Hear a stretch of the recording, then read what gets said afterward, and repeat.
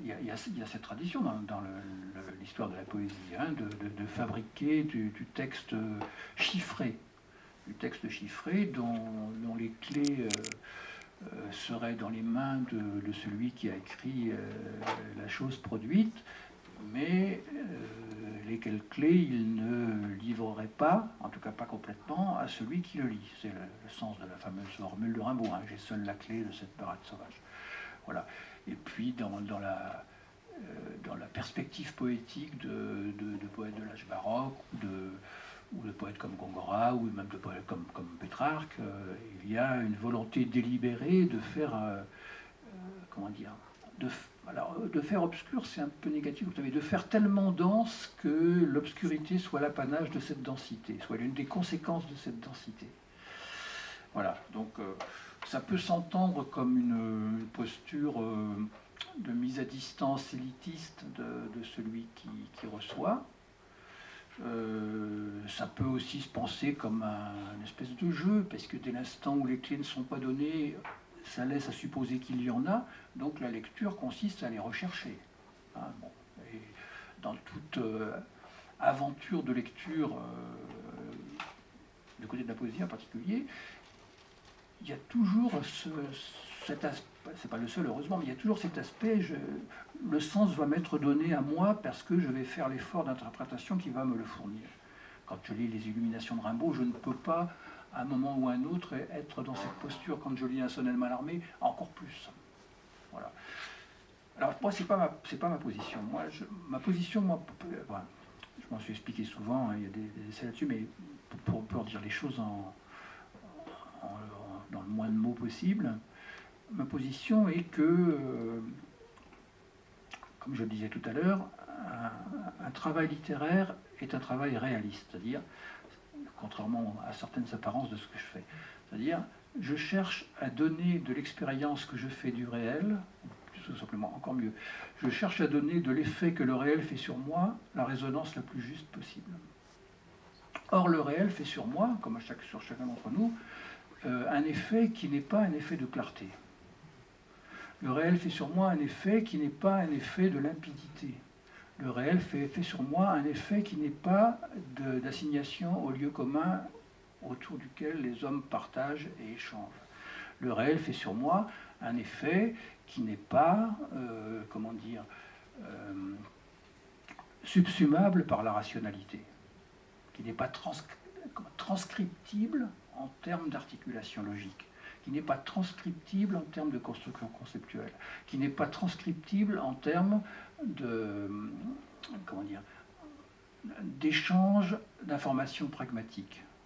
C'est une autre expérience du réel que nous faisons pas seulement moi, chacun d'entre nous, comme j'essaie de le dire tout à l'heure. Donc moi, mon programme, presque, enfin, mon credo, en l'occurrence c'est presque un credo, c'est quoi? C'est qu'un geste littéraire consiste à aller au plus près possible de cette sensation-là du réel. Et par conséquent, c'est une conséquence insurmontable, enfin on ne peut pas transiger avec, la dimension de l'obscur fait partie de cette expérience. Si on veut être juste, on inclut l'obscur.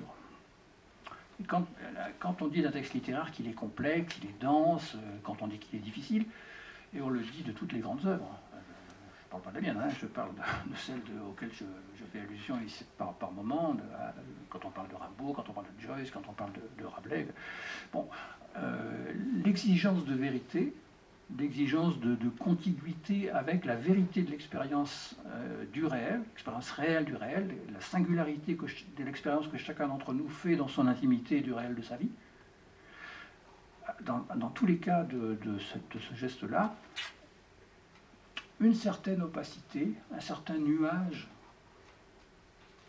énigmatique, une certaine coloration d'obscurité est l'une des couleurs de la vérité. Voilà. Et je crois que c'est quelque chose d'important. Hein. Quand les hommes en viennent à croire, enfin les hommes installés en commun, dans le commun du lieu, la communauté par exemple, quand les hommes en viennent à croire qu'ils peuvent échanger des vérités sans que cette vérité comporte leur part d'obscur, eh bien, on est face à des modèles sociaux terrifiants. Voilà. C'est-à-dire que si la totalité de l'expérience que les hommes font du réel peut se traduire dans la limpidité des discours de la science, de la morale, de la politique, de toutes les expériences médiatiques qu'on veut, on est dans un mouvement où peu à peu la complexité, la diversité, la volupté, la souffrance aussi de ce qu'on appelle un réel, le réel d'une expérience, tend peu à peu à se résorber dans des formules toutes faites qui seront d'autant plus efficaces qu'elles seront potentiellement échangeables et qu'elles se donneront l'illusion de constituer du commun, de constituer du lieu commun. Un geste littéraire, c'est un geste littéraire qui refuse le lieu commun. Voilà. Il refuse le lieu commun à tous les sens. Hein. Le lieu commun au sens de cliché, voilà, le cliché formel, hein, les formules toutes faites, hein, les miasmes morbides et autre chose comme ça. Hein. Enfin, tout le côté marquise sort à 5 heures. Quoi. Donc, il refuse ça. Il refuse les truismes, c'est-à-dire les pensées obligées. Les pensées obligées. Mais il refuse aussi de faire communauté, de constituer un lieu commun qui ne tiendrait pas compte du fait qu'aucune communauté n'est vivable s'il n'y a en elle quelque chose qui l'empêche d'être communautaire.